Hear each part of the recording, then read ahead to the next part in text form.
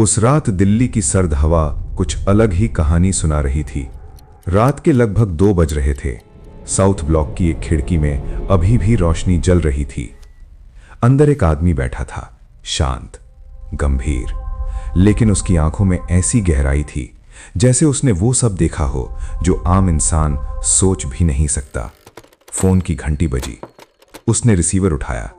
दूसरी तरफ से सिर्फ इतना कहा गया, मिशन पूरा हो गया है, लेकिन इसकी कीमत बहुत बड़ी है। कुछ सेकंड्स की खामोशी और फिर उस आदमी ने धीमे से कहा, देश के लिए हर कीमत मंजूर है।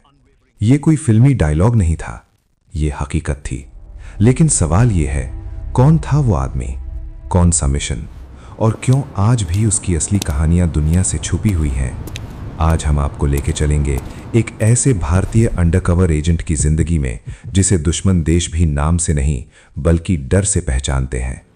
इस कहानी की शुरुआत होती है एक छोटे से शहर से, जहां एक साधारण परिवार में एक बच्चा जन्म लेता है। नाम अजीत डोभाल, एक ऐसा नाम जो आज भारत की सुरक्षा का पर्याय बन चुका है। लेकिन यह सफर इतना आसान नहीं था। उत्तराखंड के पहाड़ों में पले बढ़े इस लड़के ने बचपन से ही एक चीज सीखी, साहस। वो हमेशा से अलग था, न ज्यादा बोलता था, ना ही खुद को दिखाने की कोशिश करता था, लेकिन उसके अंदर एक आग थी, देश के लिए कुछ बड़ा करने की। 1968 में अजीत डोभाल आईपीएस अधिकारी बने, लेकिन उनका असली सफर तब शुरू हुआ जब उन्होंने इंटेलिजेंस ब्यूरो आईबी ज्वाइन किया। यहीं से शुरू हुआ वो रास्ता जहां हर कदम मौत के करीब था और हर मिशन जिंदगी और मौत के बीच की लड़ाई। 1970 का दशक, भारत के उत्तर पूर्व में हालात बेहद खराब थे। मिजोरम में विद्रोह अपने चरम पर था। भारतीय सेना के लिए यह एक बड़ा सिरदर्द बन चुका था। लेकिन तभी एक आदमी को भेजा गया, अंडरकवर, अजीत डोभाल। उन्होंने जो किया वो किसी फिल्म से कम नहीं था। वो सीधे दुश्मनों के बीच चले गए, उनका भरोसा जीता और धीरे धीरे उनकी पूरी रणनीति को समझ लिया।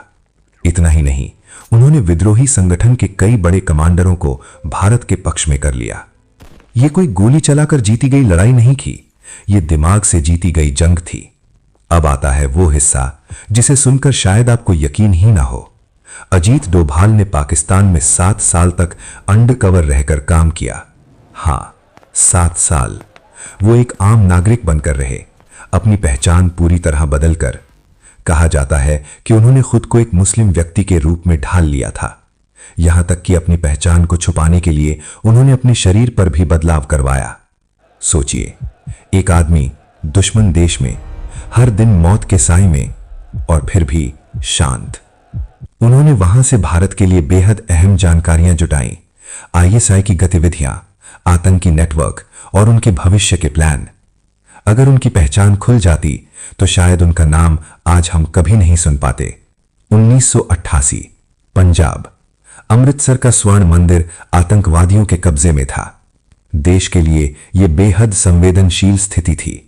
हर कदम सोच समझकर उठाना जरूरी था। तभी एक बार फिर अजीत डोभाल को बुलाया गया।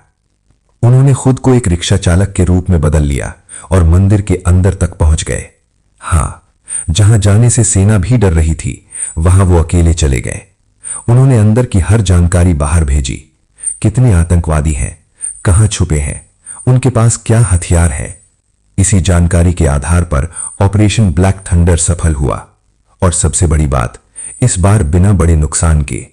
1999, एक भारतीय विमान को हाईजैक कर लिया गया, IC-1814। विमान को कंधार ले जाया गया और यात्रियों की जान खतरे में थी। पूरा देश टीवी पर यह सब देख रहा था। डर, गुस्सा और बेबसी। उस वक्त बातचीत करने के लिए जो टीम भेजी गई, उसमें अजीत डोभाल भी शामिल थे। यहां हर फैसला सैकड़ों जिंदगियों से जुड़ा हुआ था। आखिरकार कुछ आतंकवादियों को छोड़कर यात्रियों को बचाया गया। यह फैसला आसान नहीं था, लेकिन कभी कभी देश को बचाने के लिए कठिन फैसले लेने पड़ते हैं। 2014, इराक में आईएसआईएस का आतंक। 46 भारतीय नर्सें फंस गई थीं।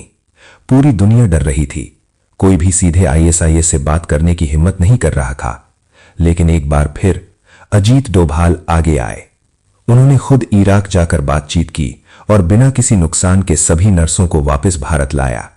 यह सिर्फ एक ऑपरेशन नहीं था, यह इंसानियत की जीत थी।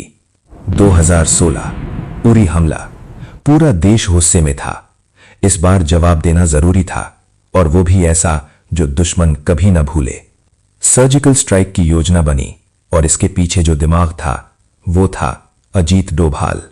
भारतीय सेना ने पाकिस्तान अधिकृत कश्मीर में जाकर आतंकियों के ठिकानों को तबाह कर दिया।